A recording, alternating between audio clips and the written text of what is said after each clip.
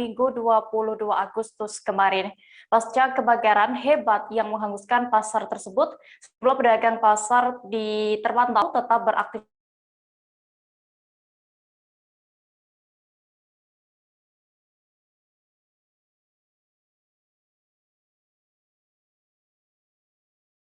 Kemudian membuka lapaknya di pinggir jalan. Kabar selengkapnya akan disampaikan rekan wartawan dari Surya, Febrianto Ramdhani, yang kini sudah terhubung bersama kami. Halo Febri.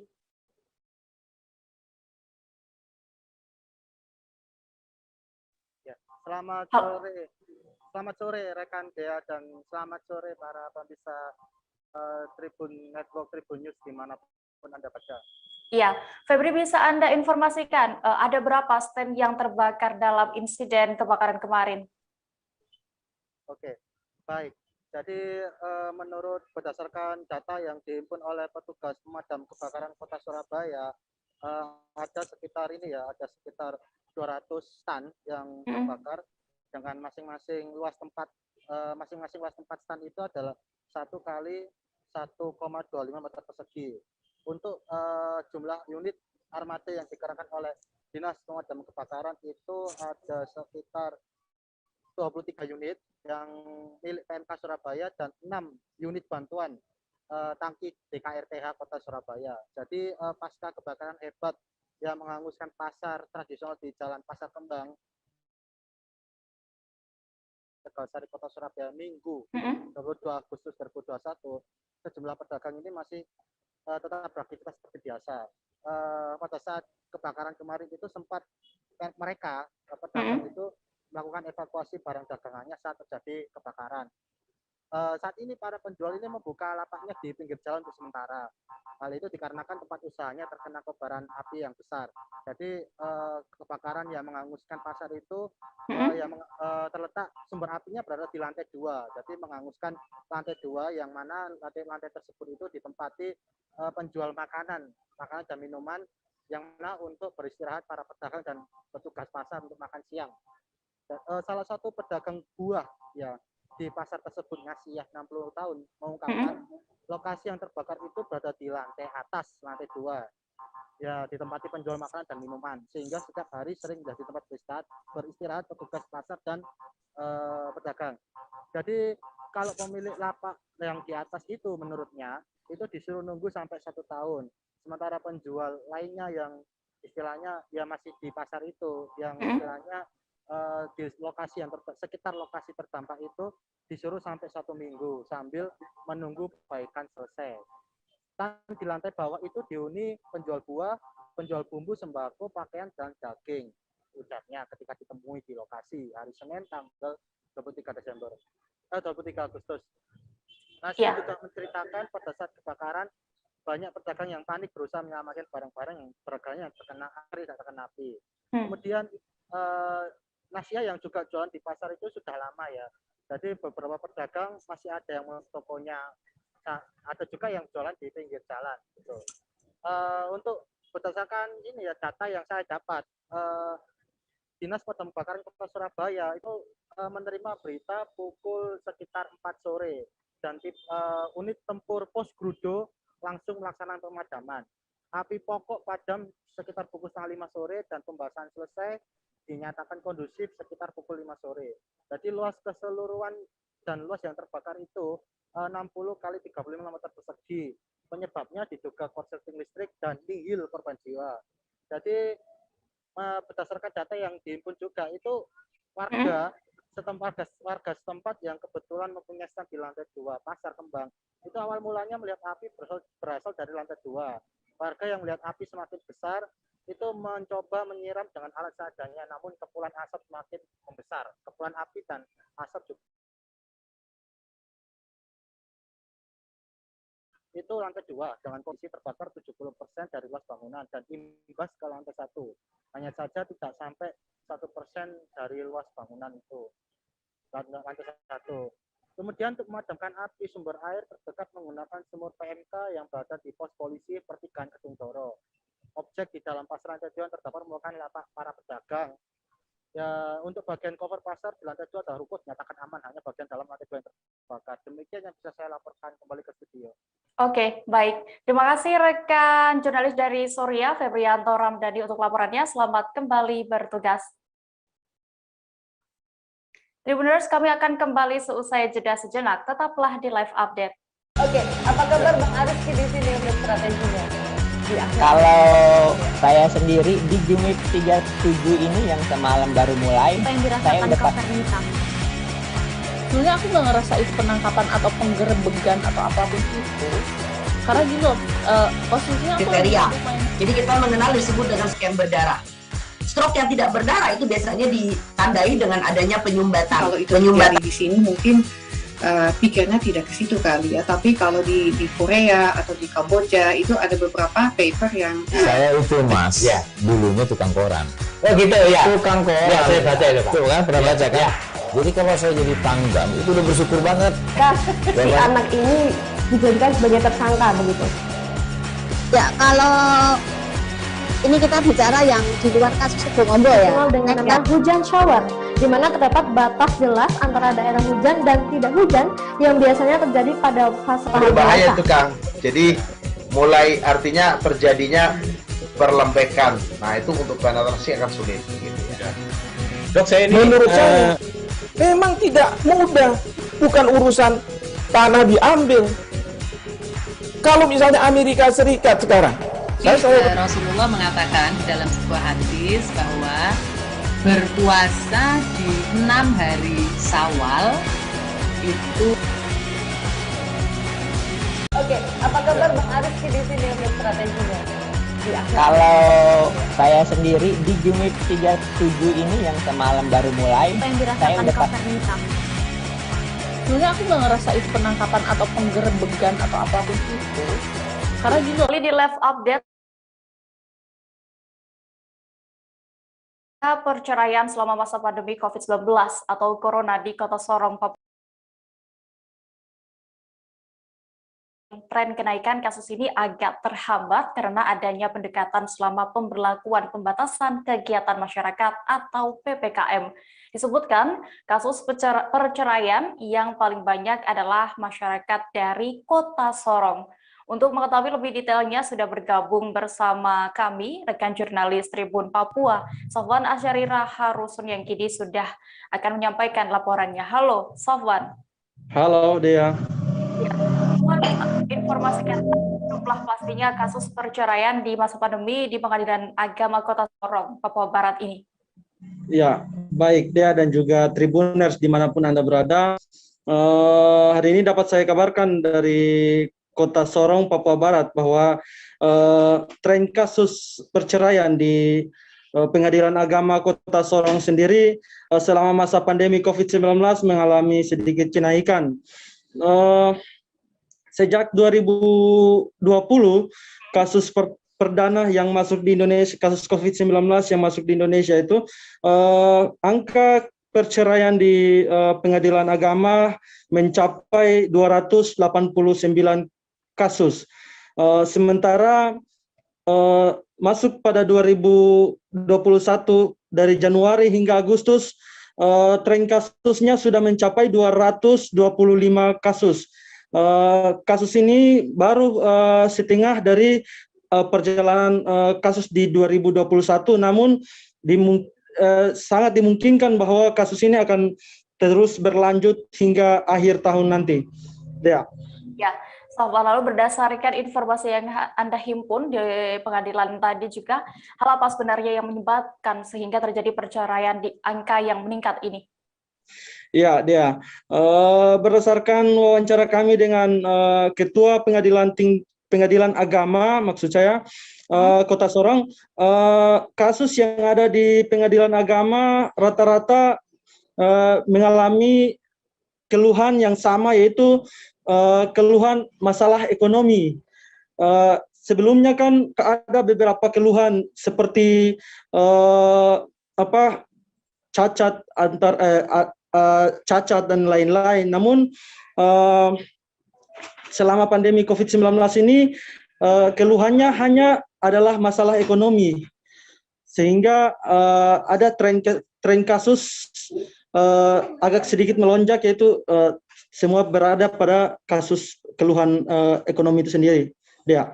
Ya, berarti rata-rata yang bercerai ini dari kalangan mana, Sohwan? Berdasarkan keterangan Ketua Pengadilan Agama Kota Sorong, beliau menjelaskan bahwa hampir sebagian besar kasus yang masuk di kasus perceraian yang masuk di Pengadilan Agama yang melapor itu latar belakangnya adalah pegawai swasta dari pengusaha dan lain-lain. Sementara untuk TNI Polri dan juga ASN hanya sekitar 7-9% saja yang kasusnya masuk di Pengadilan Agama untuk diputuskan untuk bercerai, begitu. Iya. Ya. Lalu di Kota Sorong disebut paling banyak menyumbang angka perceraian saat ini. Ada di angka berapakah Kota Sorong, dan juga apakah ada daerah lain yang juga banyak menyumbang kasus perceraian selama COVID-19? Iya, angka perceraian di Pengadilan Agama Kota Sorong sendiri, kebetulan Pengadilan Agama ini dia melayani sekitar wilayah Kota Sorong dan juga kabupaten-kabupaten yang ada di sekitar Kota Sorong.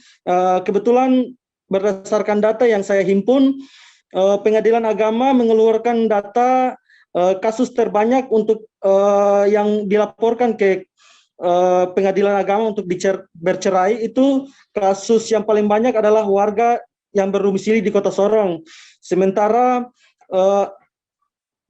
Kota Sorong menduduki sekitar 50, jumlahnya berkisar pada 50%, sementara 50% lainnya ada pada Kabupaten Sorong, Raja Ampat, dan juga Sorong Selatan. Begitu, Dea. Ya, baik, Tribuners, tadi rekan Sohwan sudah berhasil mendapatkan keterangan dari Ketua Pengadilan Agama Kota Sorong, Muhammad Akfar Musya, dan berikut liputan lengkapnya untuk Anda. Itu rata-rata masyarakat kalau kelas ekonominya menengah, bukan masyarakat miskin. Kemudian kalau pendidikan rata-rata SLTA, ya rata-rata SLTA kalau dari segi pendidikan. Kemudian tadi yang ditanyakan apa? Yang ditanyakan tadi? Kategori pekerjaan. Oh, pekerjaan rata-rata swasta. Kalau pegawai negeri, garis miring TNI, garis miring polisi, dari 280-an ya katakan ya. 280-an itu dari itu TNI, Polri atau pegawai negeri mungkin kurang lebih 20 perkara, berarti nggak sampai 10%. Rata-rata swasta ya? Rata-rata swasta. Kalau untuk di wilayah Pengadilan Agama ini yang paling menonjol, yang paling meningkat kasusnya di kabupaten mana? Kota. Kota Sorong. Nomor 2 kabupaten. Kira-kira berapa kasus kalau untuk Kota Sorong dari sekian ratus dari sekian itu? Mungkin kotanya sekitar 50%. 40% Kabupaten Sorong. 10%-nya Waisai atau Raja Ampat sama Soro-Soro. Kalau Tambrau sama Mebat hampir dipastikan tidak ada. Juara paling setahun hanya 1 kali 2 kali, yang kan minoritas. Rata-rata begitu. Jadi hampir dipastikan 50% kota, katakan kabupaten itu 35%, 35% kabupaten, 15% itu Sorsel sama nggak sampai 15, katakan 12%, 38% kabupaten, 12% Sorsel sama Raja Ampat. Beralih ke kabar berikutnya, Tribuners. Sebanyak 3 ton sayuran yang dikumpulkan dari petani Magelang dibagikan secara gratis ke masyarakat. 3 ton sayuran ini hasil dari mengumpulkan petani dari 4 dusun, yakni Sengi, Gardu, Gogik, dan juga Sawit. Hal tersebut dilakukan akibat rusaknya tanaman warga akibat dampak dari abu Gunung Merapi, disertai harga jual sayuran di pasaran yang juga menjadi anjlok. Kini mereka hanya bisa berharap agar harga sayur bisa segera normal kembali untuk memenuhi kebutuhan sehari-hari. Selengkapnya akan disampaikan rekan wartawan Tribun Jogja, Nanda Sagita Ginting, yang kini sudah terhubung bersama kami. Halo Nanda. Halo rekan Dea. Ya, Nanda, bisa Anda informasikan lebih detailnya bagaimana dampak dari abu Merapi ini dan juga harga jual sayuran sehingga petani lebih memilih membagikan sayuran mereka secara gratis? Baik rekan Dea, untuk akibat adanya aktivitas Merapi yang meningkat beberapa belakangan ini mengakibatkan terjadinya luncuran awan panas sehingga beberapa daerah terutama di Kecamatan Magelang sendiri mengalami guyuran hujan abu yang dimana mengalami dampak terbesar itu merupakan lahan pertanian warga, sehingga dari adanya guyuran abu ini mengenai beberapa tanaman, terutama tanaman jenis sayuran yang tanaman rentan, terutama yang dimanfaatkan daunnya, sehingga terjadi beberapa bagian dari sayuran seperti bunganya atau daunnya terjadi bintik-bintik putih, sehingga untuk harga di pasaran mengalami penurunan. Di samping itu juga selain adanya dampak Gunung Merapi, memang secara di pasaran sendiri, memang harga sayuran tengah mengalami penurunan yang cukup signifikan. Seperti itu rekan Dea. Iya, lalu mengenai yang dibagikan secara gratis ini merupakan hasil panen dari para petani. Lalu apakah hanya sayuran saja yang dibagikan secara gratis, Nanda? Baik, rekan Dea, untuk dibagikan secara gratis ke masyarakat untuk saat ini memang untuk sayuran saja, sedangkan untuk tanaman lain seperti tembakau masih bisa diamankan, karena memang sayuran sendiri merupakan tanaman yang rentan dan tidak tahan lama, sehingga mau tidak mau petani sendiri lebih memilih untuk membagikan secara gratis daripada menjualnya, karena memang ketika untuk memanen saja petani tidak memiliki biaya karena untuk memupah pemanen tidak sesuai dengan uang perawatan, sehingga petani ini pun membagikan sayuran secara gratis dibantu oleh relawan, beberapa relawan baik dari Krimun Merapi, dari Forum Relawan Desa Sengi hingga Gapoktan. Jadi manennya itu diserahkan kepada relawan. Seperti itu rekan Dea. Ya, lalu Nanda berdasarkan informasi yang Anda dapatkan, ke siapa saja sayuran gratis ini dibagikan? Untuk kalangan masyarakat dari mana saja? Baik Dea, untuk sayuran sendiri dibagikan ke masyarakat umum, di mana baik ke pondok pesantren, ke panti asuhan, hingga ke gereja-gereja yang membutuhkan sayur, hingga ke pengendara-pengendara di jalan yang melintas di Jalan Muntilan, Kabupaten Magelang. Dan hingga juga sayur-sayuran ini juga didonasikan untuk masyarakat yang sedang menjalani isolasi mandiri. Bahkan beberapa sayuran juga didistribusikan untuk ke wilayah lain selain Magelang, yakni wilayah Yogyakarta hingga wilayah Salatiga sendiri. Seperti itu rekan Dea. Ya, lalu 3 ton sayuran yang dibagikan ini apakah sudah keseluruhannya ataukah masih akan ada lagi sayuran yang dibagikan secara gratis, Nanda? Baik rekan Dea, dari informasi yang kami himpun sendiri untuk 3 ton sayuran yang sudah dikumpulkan mulai hari Sabtu hingga Minggu kemarin, ini belum semuanya karena masih banyak petani yang mengantre untuk mendapatkan bantuan dari relawan untuk memanen beberapa tanamannya, sehingga bisa dipastikan kemungkinan pemanenan ini akan dilakukan setiap hari Sabtu dan Minggu. Jadi kemungkinan besar minggu depan akan ada panen lagi, sehingga mungkin untuk donasi sayur sendiri bisa lebih baik dari 3 ton seperti minggu kali ini. Seperti itu rekan Dea. Ya, baik, terima kasih rekan Nanda untuk laporannya. Selamat kembali bertugas. Kita beralih ke Provinsi Kepulauan Riau. Sekolah daring akibat pandemi COVID-19 membuat sejumlah para pelajar daerah di Indonesia kesulitan mendapatkan pembelajaran dengan layak. Seperti halnya para pelajar di Desa Persiapan Kentar, Kecamatan Senayang, Kabupaten Lingga, Provinsi Kepulauan Riau ini. Kurang baiknya akses internet di daerah mereka membuat para pelajar harus mencari tempat dengan sinyal internet bagus. Bahkan mereka rela harus berjalan kaki menempuh perjalanan melewati hutan dari kampungnya untuk sampai di sebuah gubuk di atas bukit agar bisa mendapatkan sinyal internet. Informasi lengkapnya akan disampaikan oleh rekan dari Tribun Batam, Febri Yuwanda, yang kini sudah tersambung bersama kami. Halo Febri. Ya, halo Dea. Febri, bisa Anda ceritakan bagaimana para pelajar ini untuk bisa melakukan belajar daring ketika masa pandemi di kampung mereka? Oke, baik, terima kasih Dea. Perlu saya sampaikan bahwa 1 bulan terakhir ini Kabupaten Lingga, Provinsi Kepulauan Riau sendiri itu mengalami peningkatan kasus COVID-19 yang dimana salah satu kecamatan di wilayah Kabupaten Lingga, yaitu kecamatan yang berada pada pelajar ini, yakni Kecamatan Senayan sendiri berada dalam status zona merah ya selama hampir sebulan terakhir. Sehingga dengan rutinnya kasus yang meningkat di wilayah Kecamatan Senayan sendiri, itu membuat banyak warga Senayan tempat sekolah mereka itu terpapar COVID-19. Sehingga para pelajar kampung di Desa Kentar, Kecamatan Senayan ini harus berjuang ya untuk belajar secara daring ya, untuk menempuh perjalanan lebih kurang 15 menit untuk sampai ke bukit ya, demi mendapatkan sinyal internet yang bagus ya, karena memang saat ini di desa mereka sendiri itu untuk akses internet sendiri itu memang susah, hanya terdapat di perbukitan di wilayah desa mereka. Begitu deh. Ya, Febri, berdasarkan pantauan Anda di lokasi, bisa Anda kabarkan apa yang menyulitkan mereka saat belajar di atas bukit itu? Juga bagaimana dengan respons dari orang tua mereka?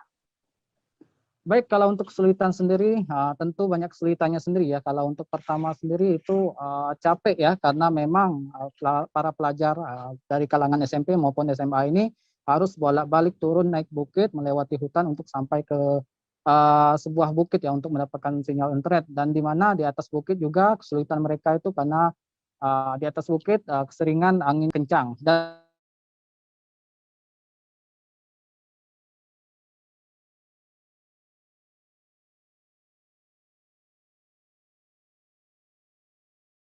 harus terpaksa untuk tidak absen ya, harus melindungi diri mereka untuk melindungi diri mereka dari menggunakan terpal. Namun ketika curah hujan yang lebat ya, lebih seringnya curah hujan yang lebat, mereka harus absen dalam perjalanan sekolah ya, karena memang tidak memungkinkan untuk masuk di pelajaran sekolah. Dan tanggapan orang tua sendiri berdasarkan informasi yang saya dapatkan dari PJ Kades Desa Kentar sendiri, itu mereka sangat prihatin ya, karena salah satu sumber akses internet yang baik ya untuk para pelajar itu, meskipun harus terpaksa. Demikian ya. Ya, lalu bagaimana dengan respons pihak desa sendiri atas masalah yang dihadapi para pelajar di sana, Febri? Baik, kalau untuk respon pihak desa sendiri, mereka tidak bisa banyak atau tidak bisa membantu banyak ya, karena memang mereka berharap pada pemerintah kabupaten maupun pemerintah provinsi ya untuk segera membangun tower ya sebagai akses telekomunikasi di kampung mereka, karena memang tidak khususnya para pelajar sendiri untuk melakukan kegiatan daring atau sekolah daring, tapi juga orang setempat atau warga setempat di kampung mereka kesulitan untuk mendapatkan jaringan telekomunikasi ya, karena memang salah satunya ketika mereka harus telepon kepada keluarga yang jauh, mereka terpaksa harus turun naik bukit ya untuk bisa mendapatkan sinyal yang bagus. Demikian. Iya, Tribuners, tadi rekan Febri berhasil melakukan wawancara bersama Dela, satu di antara pelajar SMP di Desa Persiapan Kentar. Berikut liputan lengkapnya untuk Anda. Keluhan dari belajar daring ini yaitu yang pertama capek karena setiap hari harus turun naik bukit. Yang kedua, karena faktor cuaca jika hujan turun lebat kami tidak bisa mengikuti pelajaran. Yang ketiga, setiap hari kami harus bawa bekal makan siang. Harapannya supaya pemerintah bisa memperhatikan kami yang ada di pelosok. Tribuners, seusai jeda berikut kami masih akan kembali dengan kabar menarik lainnya. Tetaplah di live update. Oke, apa kabar Bang Arief di sini untuk strateginya? Kalau saya sendiri di Jumik 37 ini yang semalam baru mulai, saya udah sebenarnya aku nggak ngerasa itu penangkapan atau penggerebegan atau apapun itu, karena gitu loh, posisinya aku kriteria. Jadi kita mengenal disebut dengan stroke yang tidak berdarah dengan stroke yang berdarah. Stroke yang tidak berdarah itu biasanya ditandai dengan adanya penyumbatan. Kalau itu terjadi di sini mungkin pikirnya tidak ke situ kali ya, tapi kalau di Korea atau di Kamboja itu ada beberapa paper yang saya itu Mas, ya, dulunya tukang koran. Oh gitu ya. Tukang koran. Ya, saya baca itu Pak. Tuh kan pernah baca kan? Ya. Jadi kalau saya jadi tanggam itu udah bersyukur banget. Si anak ini dijadikan sebagai tersangka begitu. Ya, kalau ini kita bicara yang di luar kasus Situbondo ya. Dengan nama hujan shower, di mana terdapat batas jelas antara daerah hujan dan tidak hujan yang biasanya terjadi pada fase awal mature stage atau tahap Berbahaya dewasa. itu Kang. Jadi mulai artinya terjadinya perlembekan. Nah, itu untuk penetrasi akan sulit gitu ya. Dok, saya ini menurut saya memang tidak mudah, bukan urusan tanah diambil. Kalau misalnya Amerika Serikat sekarang, Rasulullah mengatakan dalam sebuah hadis bahwa berpuasa di 6 hari Syawal itu. Oke, apa kabar Bang Arif di sini untuk strateginya? Kalau saya sendiri di Game Week 37 ini yang semalam baru mulai, saya udah pas. Sebenarnya aku nggak ngerasa itu penangkapan atau penggerebegan atau apapun itu. Karena gini loh, posisinya aku kriteria. Jadi kita mengenal disebut dengan stroke yang tidak berdarah dengan stroke yang berdarah. Stroke yang tidak berdarah itu biasanya ditandai dengan adanya penyumbatan. Kalau itu terjadi di sini mungkin pikirnya tidak ke situ kali ya, tapi Terima kasih Tribuners, Anda masih setia menyaksikan live update. Kita menuju ke informasi berikutnya. Ratusan guru honorer yang tergabung dalam Forum Komunikasi Guru Tenaga Honorer atau FKGTH Kota Cilegon mendatangi kantor DPRD hari ini Senin 23 Agustus. Mereka yang bergabung dalam FKGTH ini merupakan guru SD dan SMP di berbagai sekolah yang ada di Cilegon. Mereka datang untuk memberikan dukungan moral kepada perwakilan FKGTH yang melangsungkan dengar pendapat bersama anggota Dewan dan Dinas terkait.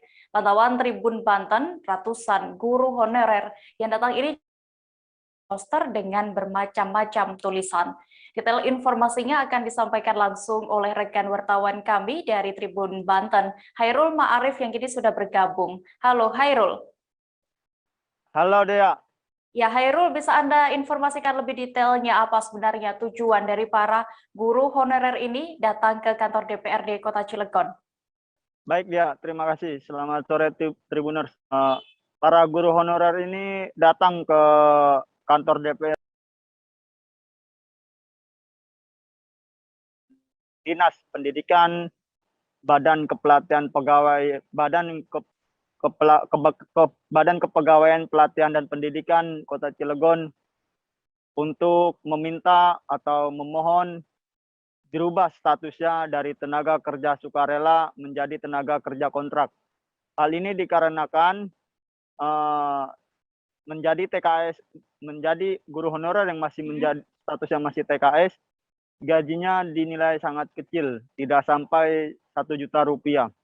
Sedangkan dengan diubahnya menjadi TKK, paling tidak para guru honorer ini akan mendapat gaji sekitar 3 juta rupiah. Jadi para guru honorer ini datang ratusan ini untuk memberikan dukungan moral kepada para delegasi yang turut serta dalam rapat dengar pendapat tadi siang. Begitu Dea. Ya, lalu Hairul, berdasarkan pantauan Anda di lokasi tadi, berapa total guru honorer yang datang ke sana dan dari mana saja? Baik Dea, terima kasih. Dari pantauan dan dari penuturan Ketua FKGTH, Somi Wirardi, dirinya mengajak sekitar 200 guru honorer untuk datang ke DPRD Kota Cilegon hari ini. Mereka berasal dari berbagai sekolah yang ada di Cilegon, baik itu tingkat SD maupun SMP, baik itu sekolah swasta maupun sekolah negeri yang satu nasib sepenanggungan, yaitu masih berstatus sebagai tenaga kerja sukarela. Begitu dia. Ya, baik, terima kasih rekan wartawan Tribun Banten, Hairul Ma'arif melaporkan dari Cilegon. Selamat kembali bertugas. Kita beralih ke informasi berikutnya. Puluhan pemuda dan mahasiswa menggelar aksi demonstrasi di Polda Sultra hari ini Senin 23 Agustus. Demonstrasi itu tepatnya berlangsung di Jalan Haluoleo, nomor 1 Kelurahan Mokoau, Kecamatan Kambu, Kendari. Puluhan peserta itu tergabung dalam konsorsium Mahasiswa Pembela Sultra atau KMPS dan masyarakat Kabupaten Konawe, Konawe Selatan, Konawe Utara, Kolaka, dan Kolaka Utara. Mereka menuntut kelanjutan perkara kasus pertambangan IV Jaya Susanto yang hingga kini belum juga dipenjarakan. Kabar selengkapnya akan disampaikan rekan wartawan dari Tribun News Ultra, Husni Husain, yang kini sudah terhubung bersama kami. Halo Husni. Ya, halo Dea. Ya Husni, bisa Anda informasikan, gambarkan bagaimana situasi dan kondisi di sana saat terjadinya aksi? Ya, baik Dea.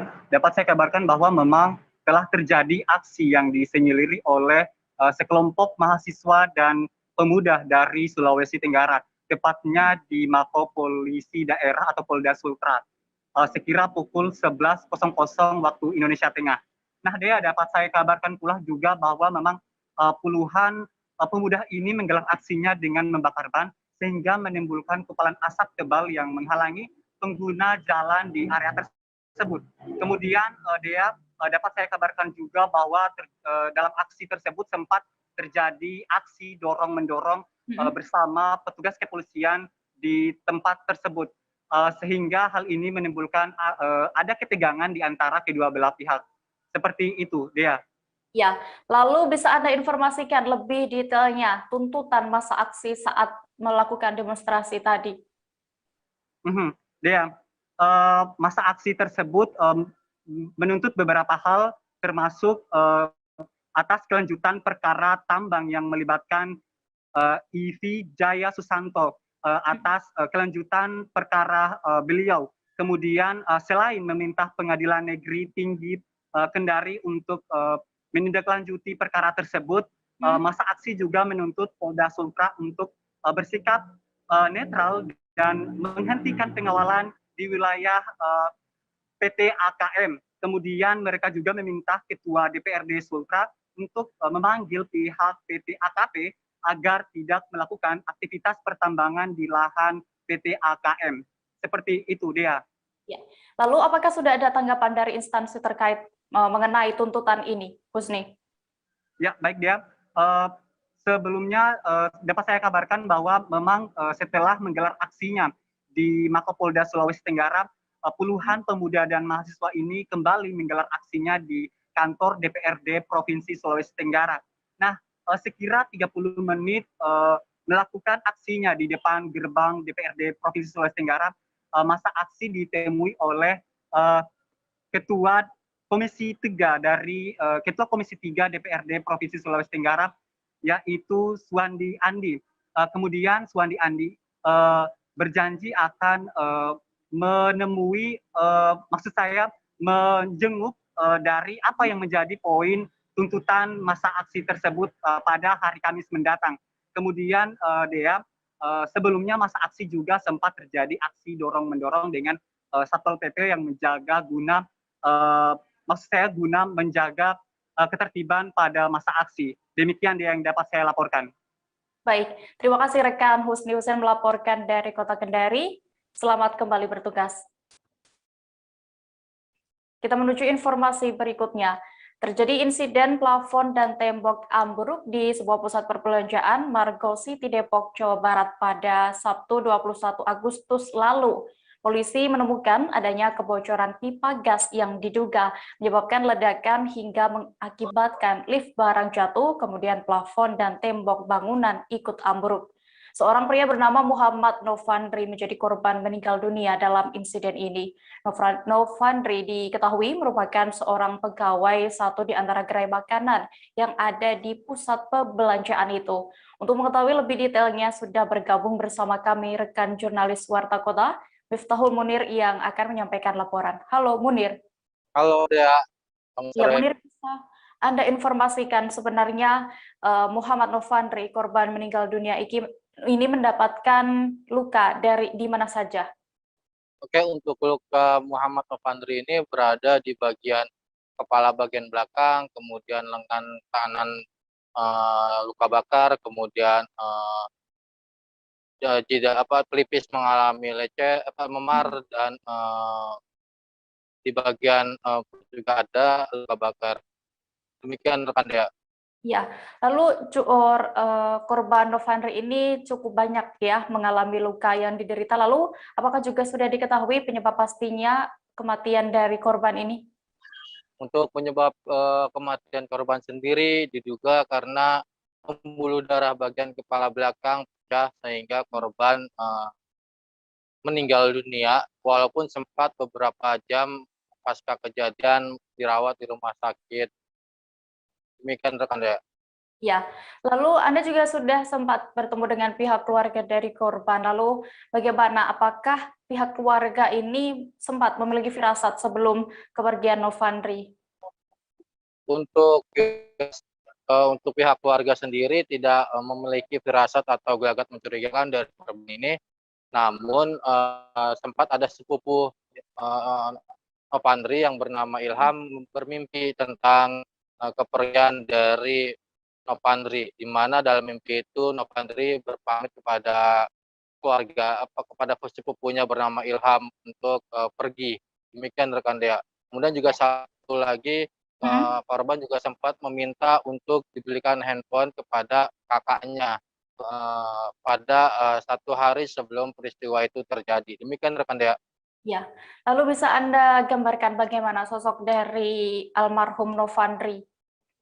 Sosok almarhum Novandri ini memang terkenal oleh tetangganya sangat baik, kemudian juga di kalangan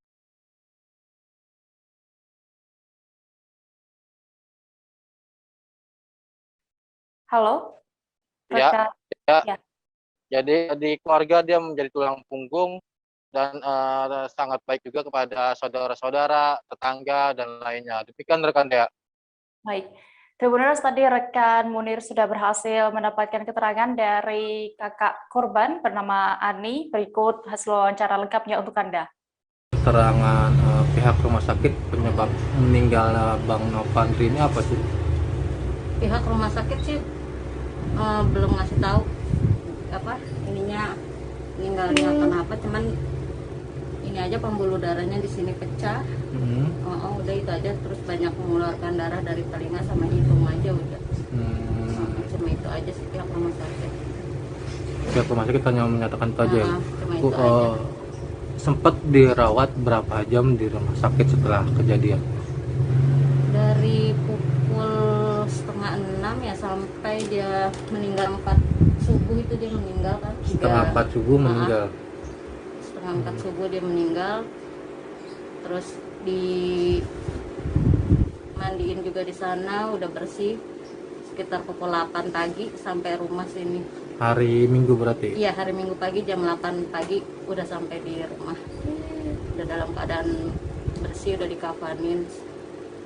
Dikubur di mana Bu makamnya? Di TPU sini sih, Bulak Ringin. Dikubur jam?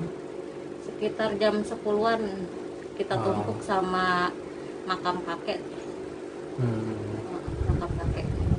Bu, sempat Bang Novandri ini sempat mengeluarkan gelagat-gelagat mencurigakan nggak sih sebelum kejadian itu?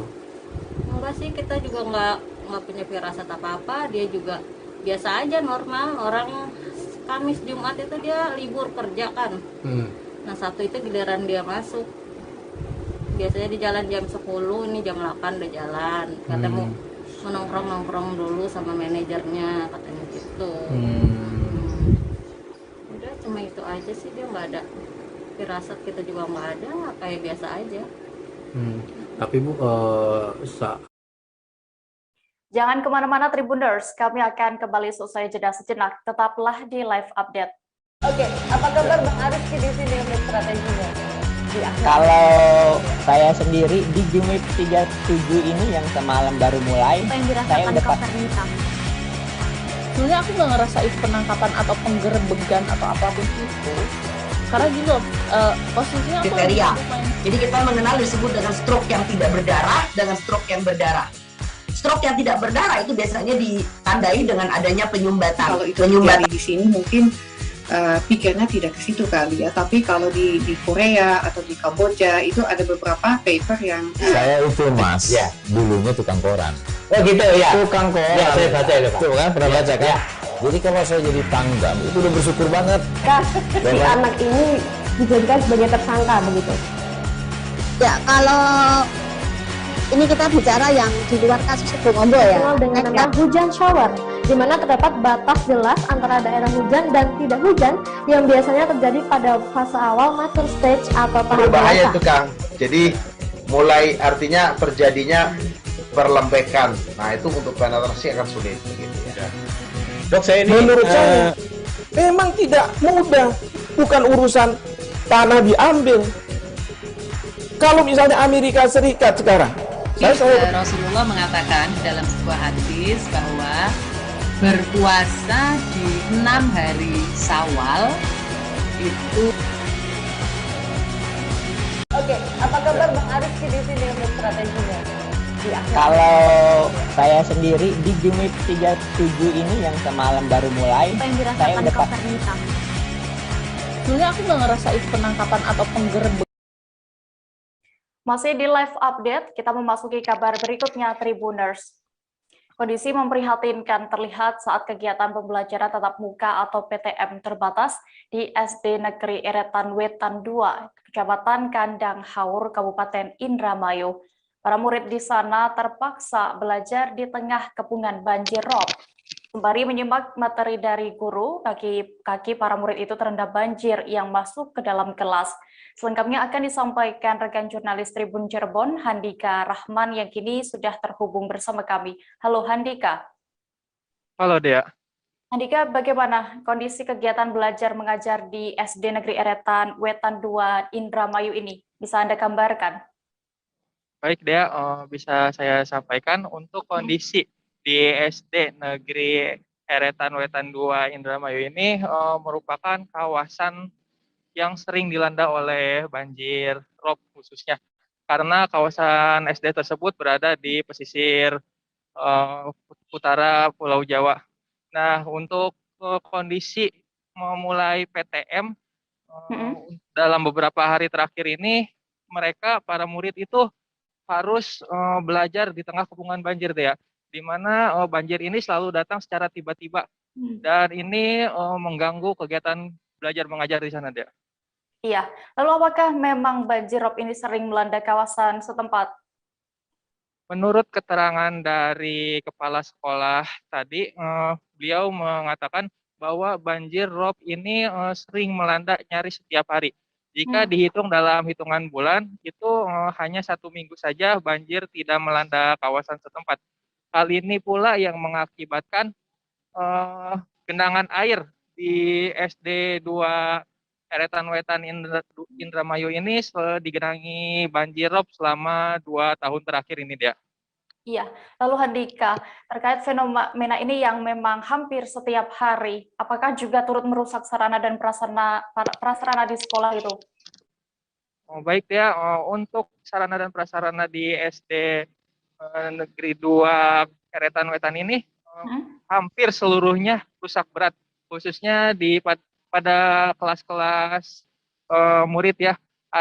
Total ada 13 ruangan dan 10 diantaranya itu selalu tergenang oleh banjir rob. Banjir rob ini muncul dari bawah tanah dan juga merusak sejumlah fasilitas lainnya seperti kursi dan meja. Hal ini berdampak pula pada sulitnya proses belajar mengajar di SD 2 Eretan Wetan ini, sehingga pihak sekolah membuat skenario dengan menggunakan pembelajaran sistem shift. Jadi ada siswa yang memulai PTM terbatas pada pagi hari, siang hari, dan sore hari. Dan mereka juga menggunakan fasilitas musola yang kering dan tidak tergenang banjir untuk dimanfaatkan oleh para murid ini untuk belajar. Ya. Iya, Tribuners, tadi rekan Handika berhasil melakukan wawancara bersama Kepala SD Negeri 2 Eretan Wetan Indramayu Warsa. Berikut wawancara lengkapnya untuk Anda. Di SD 2 Eretan ini tuh gimana tuh Pak? Kan infonya sampai anak-anak belajar di genangan air itu gimana sih Pak? Kondisi di SD Eretan Wetan 2 seperti yang kita lihat bersama, bahwa tentunya dengan kegiatan KBM semenjak sebelum terjadinya COVID-19 dan sampai saat ini sangat terhambat sekali ketidaklancaran kegiatan KBM di SD Eretan Wetan 2 ini. Itu air tiba-tiba masuk atau gimana sih Pak? Untuk air yang seperti kita lihat bahwa genangan air ini bukan tiba-tiba, ini sudah merupakan kayaknya kegiatan air rutinitas. Seneng masuk ke sini kayaknya. Setiap hari itu. Dalam 1 bulan diberikan 70% tidak pernah surut. Itu air masuk dari rob, yaitu naiknya air pasang laut. Nah ini kan PTM sudah mulai digelar kembali ya Pak. Itu gimana Pak pantauan KBM di sini Pak? Dipaksakan belajar di kelas atau gimana? Untuk pelaksanaan PTM sekarang sesuai dengan himbauan atau dibukanya PTM ini, jujur kami di sini belum bisa melaksanakan secara maksimal. Baru dicobakan hanya beberapa menit. Dengan kondisi yang demikian kami takut nanti bukannya anak-anak ini sehat, mungkin merupakan lingkungan itu merupakan sumber penyakit dengan genangan aerob yang bertahun-tahun ini. Ini juga tadi lihat kelas-kelas pada rusak ya Pak? Bukan rusak lagi, parah, hancur, gitu. Sudah lapuk semua seperti yang kita lihat bersama tadi bahwa 17 perusahaan menyerahkan bantuan CSR paket sembako di ruang pola kantor Gubernur Sulsel Jalan Urip Sumo Harjo Makassar pada hari ini Senin 23 Agustus.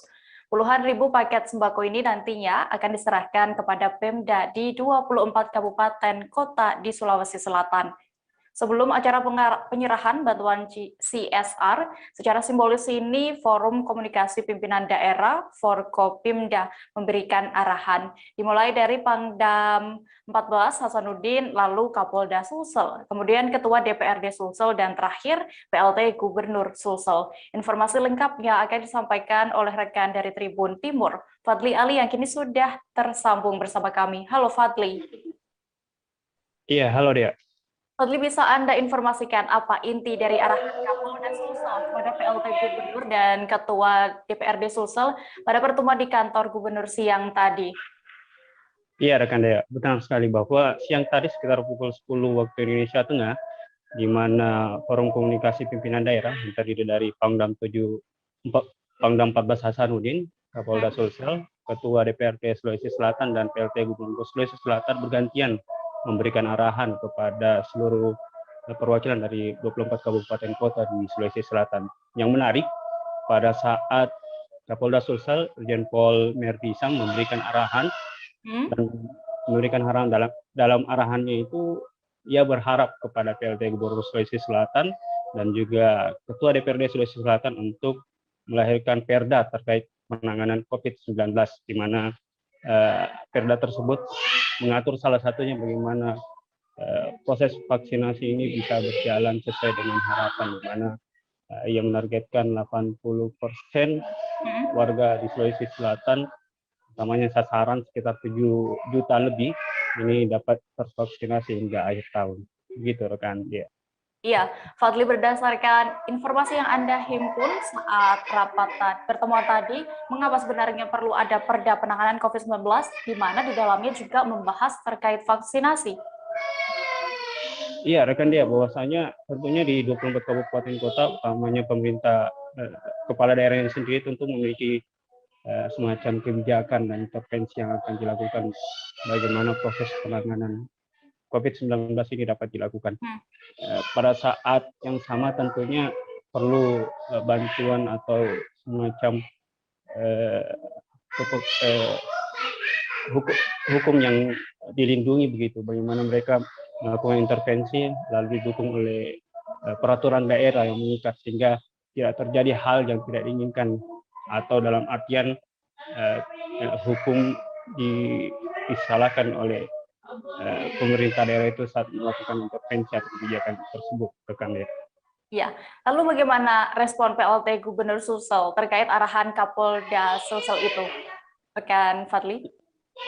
Ya, rekan Dea, bahwa PLT Gubernur Sulawesi Selatan Adi Sudirman Sulaiman merespon positif terkait bagaimana harapan dari Kapolda Sulsel Irjen Pol Merdisam, di mana tentunya PLT Gubernur sudah melakukan koordinasi dengan Ketua DPRD Sulsel Andi Ina Kartika Sari yang juga hadir pada saat kegiatan tadi. Jadi mereka Pak PLT ini menunggu bagaimana arahan dari Ketua DPRD Sulsel terkait rancangan Perda tersebut nantinya. Sehingga ini mungkin tahun ini akan dibahas terkait bagaimana Perda yang akan disahkan dalam waktu dekat ini. Rekan dia. Ya, baik. Tribuners, tadi rekan Fadli berhasil mendapatkan keterangan dari PLT Gubernur Sulsel Andi Sudirman Sulaiman. Berikut liputan lengkapnya untuk Anda. Bantuan dari CSR. Ya, ini kita fasilitasi ya CSR dari perusahaan, dan tentu ini langsung ke sembako untuk bagi penerima manfaat yang belum mendapatkan manfaat dan terdampak di PPKM ini ya. Sekitar 10.000. Ini 10.000 paket. Jadi paketnya 10.000 dibagi merata dulu, kan ini tahapan kan. Kita kan juga tahapan juga PPKM-nya kan. Jadi tahapan juga pembagiannya. Ini cuma simbolis saja. Kita mengawali untuk mengajak semua perusahaan-perusahaan juga tentu yang sehat secara neraca untuk kemudian membantu saudara-saudara kita yang terdampak ya. Ini gotong royong sebenarnya sih ya. Kalau soal vaksinasi tadi disinggung sama Pak Kapolda, masih ada 5 daerah yang zona merah, Pak. Apa itu? Vaksinasi dengan di bawah ya, memang vaksinasi ini sebenarnya ada yang rendah karena jumlah penduduknya besar memang ya, seperti Kabupaten Goa, seperti Kabupaten Bone, kemudian Jeneponto juga besar ya wilayah-daerahnya. Nah, jadi sebenarnya pada dasarnya ini terkait masalah jumlah juga, dan tentu kita dorong saja dengan cadangan yang kita miliki. Arahan Kapolda untuk bikin perda terkait vaksinasi. Ya sudah lama kita sampaikan ke DPR, dan tadi Pak Ibu Ketuanya sudah, karena pertama kali beliau memang menyampaikan di Sulawesi Selatan bertugas memang langsung mendorong itu. Kita juga dari eksekutif mendorong itu, tetapi kita tentu menunggu daripada sudah ada tadi dari Ibu Ketua dijelaskan bahwa untuk merancang seperti itu karena kita sudah agak stabil tentang bahwa ini sudah ada pelajaran tahun lalu untuk dibuatkan jadi kajian untuk dibuatkan sebuah aturan ya. Memang begini kan kemarin waktu darurat referensinya agak susah untuk membuat aturannya, tapi sekarang kan sudah ada, sampaikan tadi Pak Kapolda, ini kan sudah lama jadi sudah bisa dibuatkan untuk sebuah acuan ya, supaya ada juga dasar-dasar ketika ada sanksi ataupun pemberlakuan aturan ataupun pengetatan dan sebagainya. Penerapan pemberlakuan pembatasan kegiatan masyarakat atau PPKM level 3 berakhir hari ini Senin 23 Agustus 2021. Data yang dihimpun dari infografis COVID-19 Kabupaten Nunukan, 2 hari belakangan kasus sembuh di Nunukan mencapai ratusan pasien. Pemkab mengatakan terkait PPKM level 3 yang akan berakhir hari ini, pihaknya masih menunggu pengumuman resmi dari pemerintah pusat. Satgas COVID-19 juga belum bisa melakukan evaluasi secara keseluruhan mengenai PPKM level 3 yang sudah berlangsung 2 pekan ini. Detail informasinya akan disampaikan langsung oleh rekan wartawan Tribun Kaltara, Febrianul Felis, yang kini sudah bergabung bersama kami. Halo Felis. Halo Dea. Felis, bisa Anda informasikan bagaimana dengan tanggapan Bupati Nunukan mengenai PPKM level 3 yang berakhir hari ini? Ya. Dea dan Tribuners, PPKM level 3 yang berlangsung hampir 2 pekan di Kabupaten Nunukan ini dikabarkan berakhir hari ini, dan menurut Bupati Kabupaten Nunukan Asmin Laura mengatakan hingga hari ini pihaknya juga masih menunggu pengumuman resmi dari pemerintah pusat terkait dengan diperpanjang atau tidaknya PPKM level 3 itu. Sehingga pihaknya Satgas COVID-19 Nunukan belum bisa melakukan evaluasi mengenai PPKM level 3 secara keseluruhan. Dea. Iya, Felis, setelah PPKM level 3 ini diberlakukan selama 2 pekan ini, bagaimana dengan perkembangan kasus positif COVID-19 di sana? Baik, data yang sudah Tribun Kaltara himpun dari infografis dari Dinas Kesehatan Nunukan mengenai sebaran COVID-19, 2 hari belakangan ini memang kasus sembuh di Kabupaten Nunukan mencapai ratusan pasien. Data terakhir per minggu, 22 Agustus kemarin, kasus sembuh di Nunukan itu mencapai 142 pasien. Sementara kasus positif COVID-19 itu bertambah 37 pasien. Pasien yang meninggal dunia dikabarkan sebanyak 2 orang, dan hingga kini Kabupaten Nunukan itu memiliki kasus aktif sebanyak 1.105. Dan 25 kasus diantaranya mendapat perawatan intensif di rumah sakit, 1.080 pasien lainnya sedang menjalani isolasi mandiri. Sehingga hingga hari ini, jumlah keseluruhan kasus konfirmasi di Kabupaten Nunukan itu sebanyak 5.242 kasus. Ya. Ya, lalu bagaimana dengan capaian vaksinasi COVID-19 di Nunukan? Ya, dari keterangan Dinas Kesehatan Nunukan untuk data capaian vaksinasi yang sudah direkap pihaknya per 16 Agustus 2021, untuk dosis 1 itu baru 13% atau sebanyak 25.240 dosis, sedangkan dosis kedua itu baru 6% atau sebanyak 12.075.000 dosis. Jadi untuk keseluruhan sasaran vaksinasi COVID-19 di Kabupaten Nunukan yang sudah direkap ada sebanyak 182.886 orang. Dan pagi tadi hingga sore tadi berlangsung vaksinasi massal untuk target 800 dosis atau 800 orang, namun yang sempat terpakai ada sekitar 75 vial atau 750 orang. Mengingat sisanya itu tidak masuk di dalam atau tidak lulus screening sehingga tidak mendapat vaksinasi COVID-19. Ya. Oke, Tribuners, tadi rekan Felis berhasil melakukan wawancara bersama Kabid Pencegahan dan Pengendalian Penyakit Dinas Kesehatan Kabupaten Nunukan. Irma, berikut liputan lengkapnya untuk Anda. Hari ini kami targetkan 800 dosis. Oke. Ya, alhamdulillah tercapai. Ya. Kemudian untuk sisa dari 25.000 dosis yang sudah didistribusikan Nunukan, sisanya ada berapa nih? Sisa vialnya 400 vial. 400 vial. Berarti sekitar 4.000 dosis. 4.000 dosis. Itu nanti akan dibagikan kapan lagi?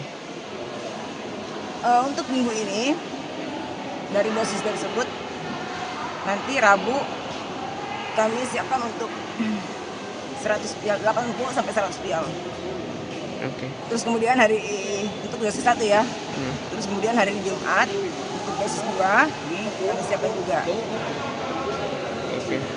Terus dalam minggu ini sampai hari Jumat aja berarti? Sampai hari Jumat aja. Setelah itu sisanya jika ada kami rencanakan lagi untuk massal kalau bisa ya, dan untuk sementara kami akan distribusi ke puskesmas yang butuh dengan sasaran menunggu. Oke. Terus kalau capaian vaksinasi sampai hari ini berapa? Per 16 Agustus? Per 16 Agustus untuk dosis 1 sekitar 13% atau 24.000 dosis.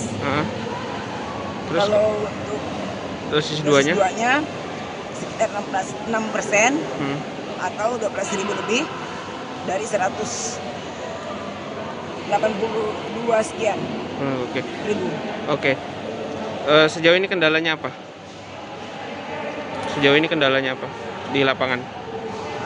Yang lebih ini sih sistem ya, yang kadang lelet. Kemudian kami akan kembali selesai jeda sejenak, Tribuners, tetaplah di live update.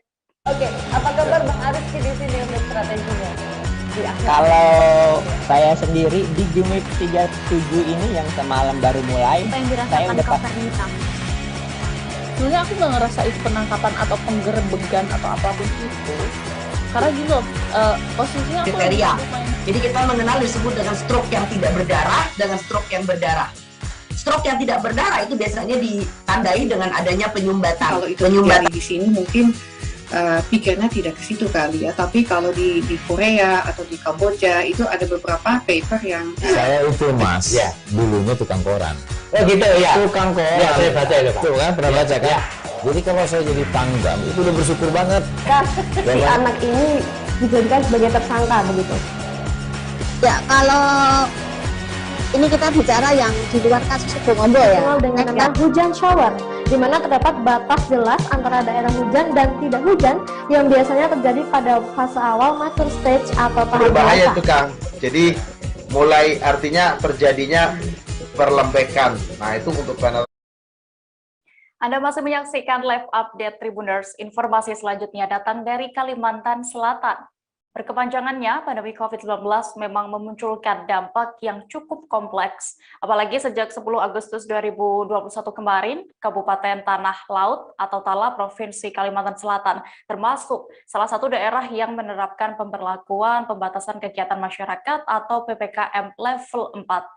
Sejak penerapan PPKM level 4, beragam kegiatan pun makin dibatasi, termasuk di objek wisata di Tala yang juga harus ditutup sementara. Seperti pantauan banjarmasinpost.co.id hari ini, Senin 23 Agustus pagi, di objek wisata Orchid Park, suasananya sangat sepi. Kabar selengkapnya akan disampaikan rekan wartawan dari Banjarmasin Post, rekan Roy yang kini sudah terhubung bersama kami. Halo Roy.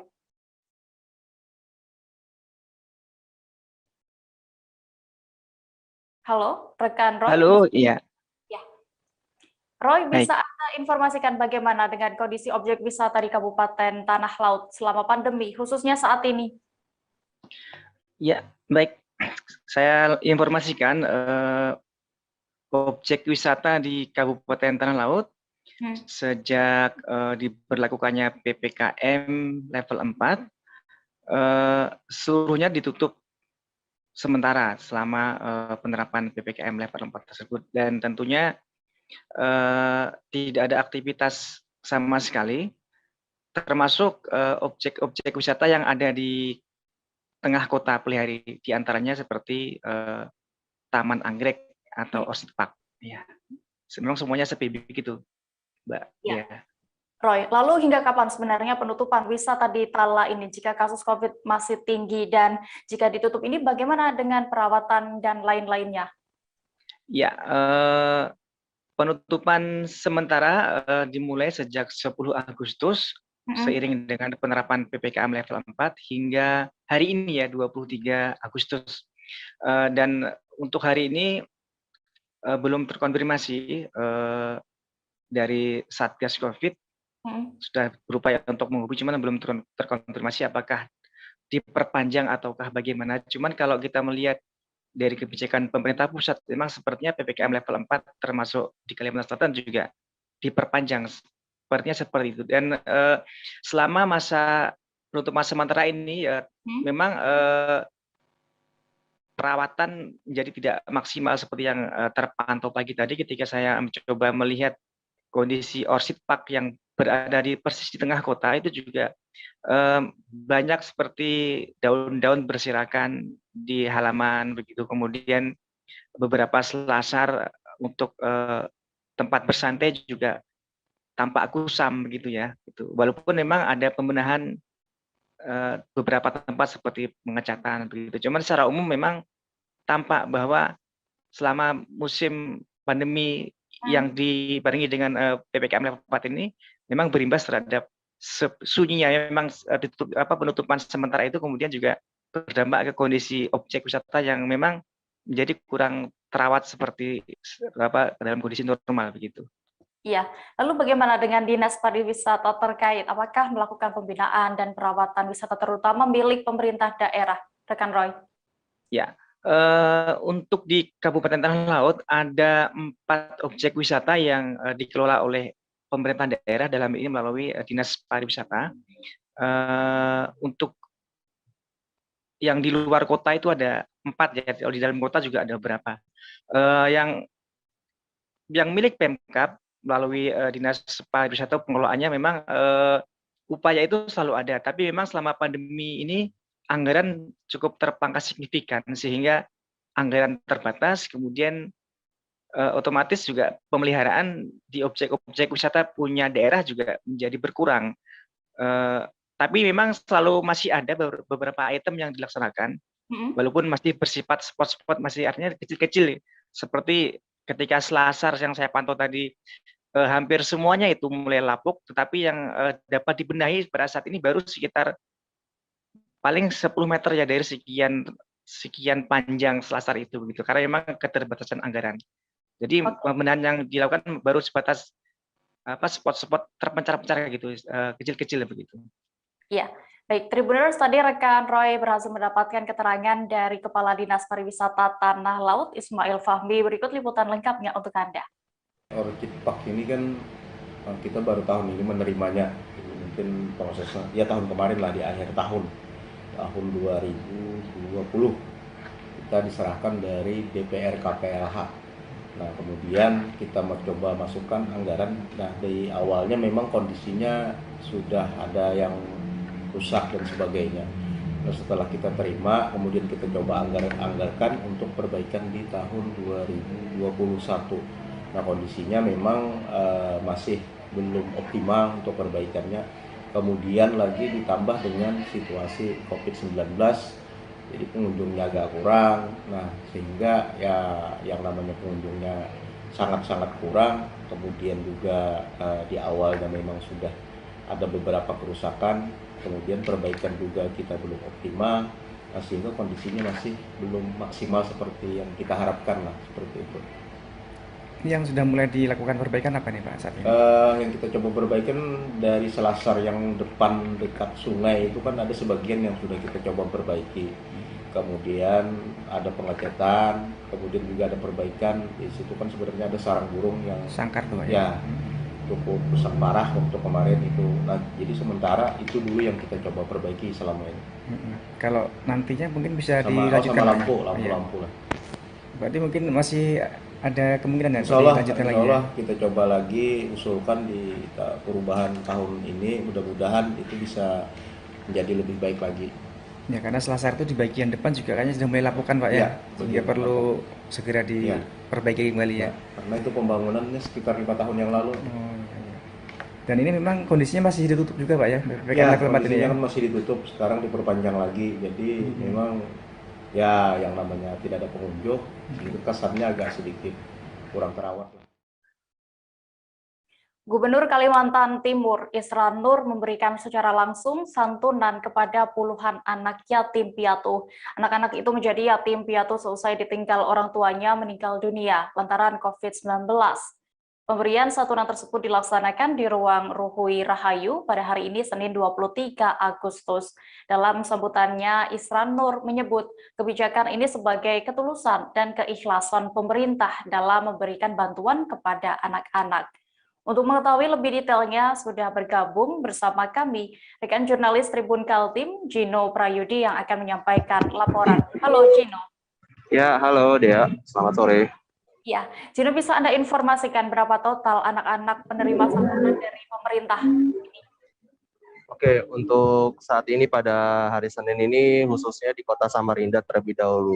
Untuk di Kota Samarinda sendiri, pemerintah provinsi memberikan santunan sebesar 2 juta untuk masing-masing anak yang ditinggal orang tuanya meninggal karena COVID-19, itu sebesar 2 juta rupiah.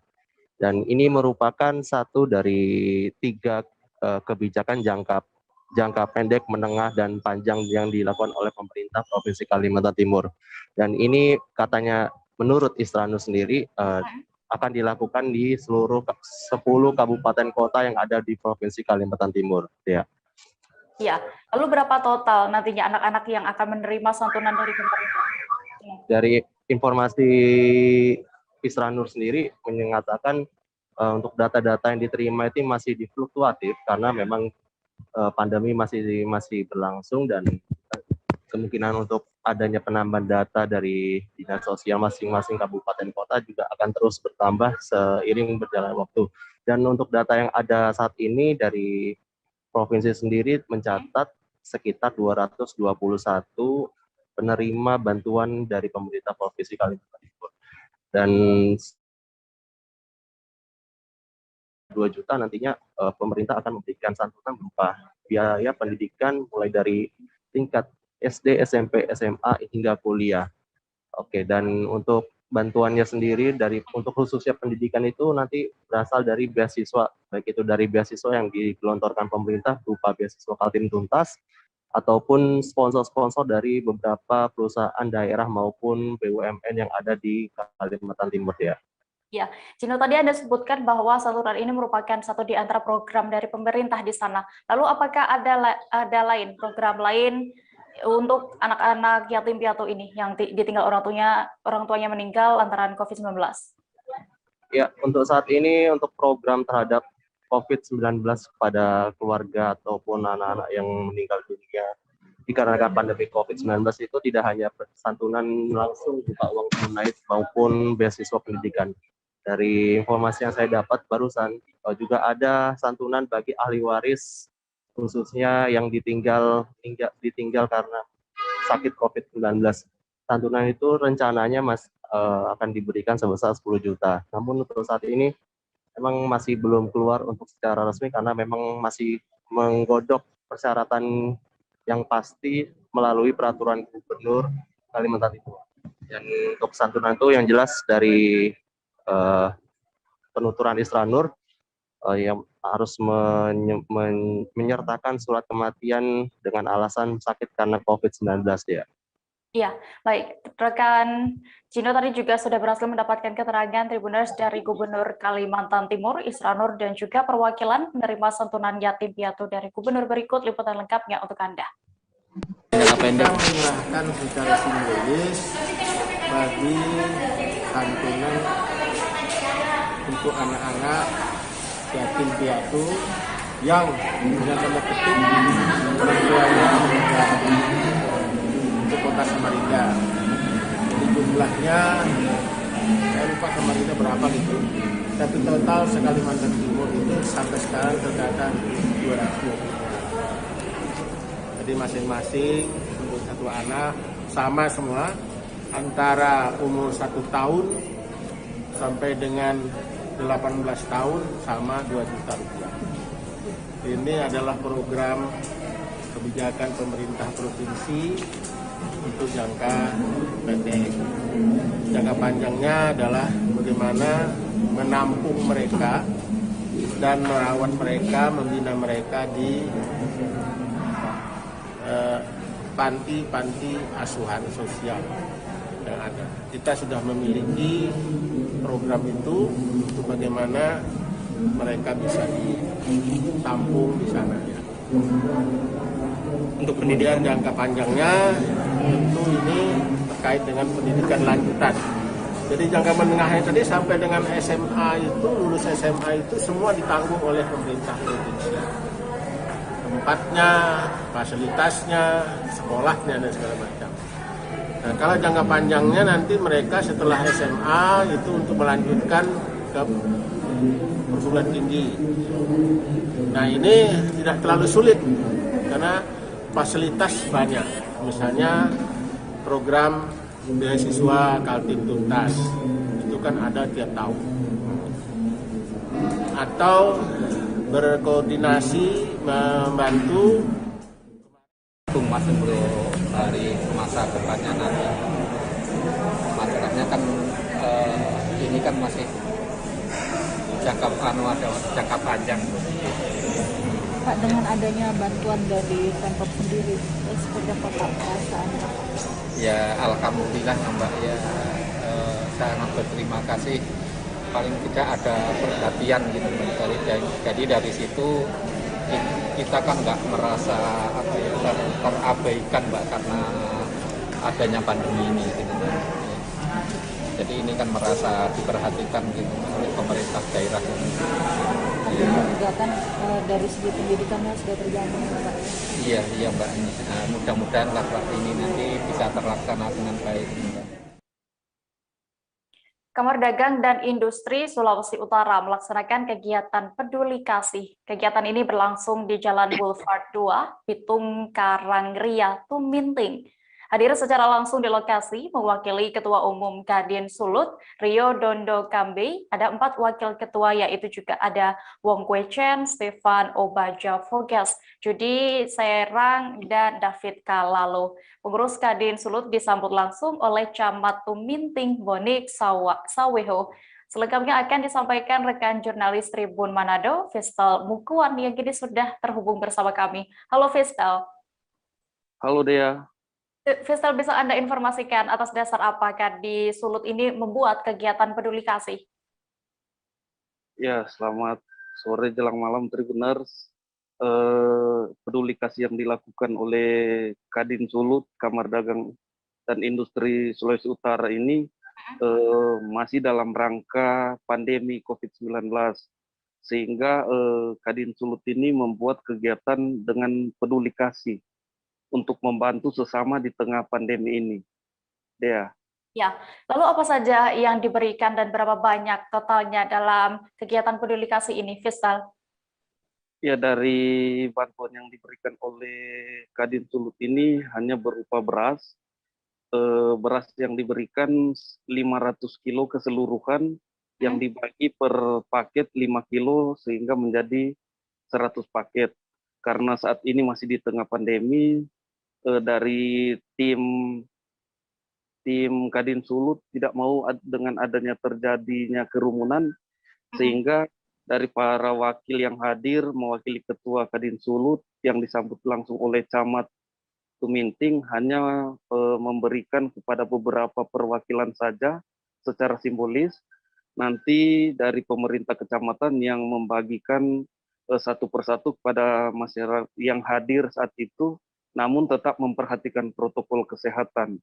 Masyarakat harus memakai masker, dan cara mengambilnya juga, cara membagikan itu tidak berkerumun satu persatu untuk mengambil agar tidak terjadinya kerumunan. Jadi setiap orang akan mendapat 5 kilo beras yang sudah diatur per paket untuk per orang. Jadi dari 100 paket ini akan dibagikan ke 100 orang yang hadir. Ya. Iya, lalu rekan Vista, berdasarkan pantauan Anda saat kegiatan peduli kasih tadi, siapa saja yang hadir dari pimpinan Kadin Sulut, lalu juga yang menerima siapa saja? Ya, dari Kadin Sulut ini memang rencana awalnya yang akan hadir Ketua Kadin Sulut, Bung Rio Dodo Kambe, yang juga merupakan putra sulung dari Gubernur Sulawesi Utara, Kulik Dondo Kambe. Namun di hari itu pas akan melakukan kegiatan pembagian bantuan ini, Bung Rio sedang terganggu kesehatan karena baru divaksin vaksin yang kedua. Jadi tidak sempat hadir, sehingga yang hadir hanya 4 wakil ketua, yaitu Wong Kwe Chen, Stefan Obaja Foges, Yudi Sairang, dan David Kalalo. Ya. Ya, lalu siapa saja yang penerima bantuan ini, Vista? Ya, untuk bantuan yang diberikan Kadin Sulut ini memang diprioritaskan bagi mereka petugas kebersihan yang baik yang menyapu jalan, yang menggunakan motor sampah, dan para lansia yang ada di Kecamatan Tuminting yang sudah diatur oleh Kecamatan Tuminting bagi mereka yang memang wajib untuk menerima di Kecamatan Tuminting ini. Demikian, Dea. Ya, Tribuners, tadi rekan Vista sudah melakukan wawancara bersama 2 petugas kebersihan, Trine Karinda dan juga ada Daisy Senewe. Berikut liputan lengkapnya untuk Anda. Tanggapannya dengan bantuan yang sudah diberikan oleh Kadin Sulut. Tanggapannya, Bu? Bersyukur. Ya? Bersyukur apa? Bersyukur ya. Ini dapat info ini dari mana? Pengawas. Ketua Kadin Sulut kenal nggak? Nah, ya, mungkin harapan Ibu sebagai petugas kebersihan setelah mendapat bantuan ini. Harapannya. Ya? Tetap bagus. Ya? Bagus seperti ini ya. Oke, makasih. Tanggapannya dengan adanya bantuan ini? Ya, sangat membantu. Sangat membantu ya. Sangat membantu sekali. Di tengah pandemi ini ya. Iya. Nah, ya. Mungkin Bu, harapannya dengan bantuan yang sudah diberikan ini, harapan dari Ibu dengan bantuan ini, ya? Harapannya bisa lebih bagus lagi, dapat bantuan begini ulang. Oh, iya. Bukan cuma saat ini ada, bukan cuma ada PPKM. Jadi Iya. selain dari selesai PPKM bisa dapat ulang. Juga berharap supaya ada kepedulian dari apa yang lain-lainnya, ya. Tribuners, informasi tadi sekaligus menutup perjumpaan kita dalam live update sore ini. Dan jangan lupa untuk terus memperbaharui kabar terupdate lainnya hanya di kanal YouTube Tribun News. Dan lantaran masih di tengah pandemi, kami kembali mengingatkan kepada Anda untuk terus menerapkan protokol kesehatan dimanapun berada. Dan mewakili kru yang bertugas, saya Dea Mita pamit. Terima kasih dan sampai jumpa. Jangan lupa like, subscribe,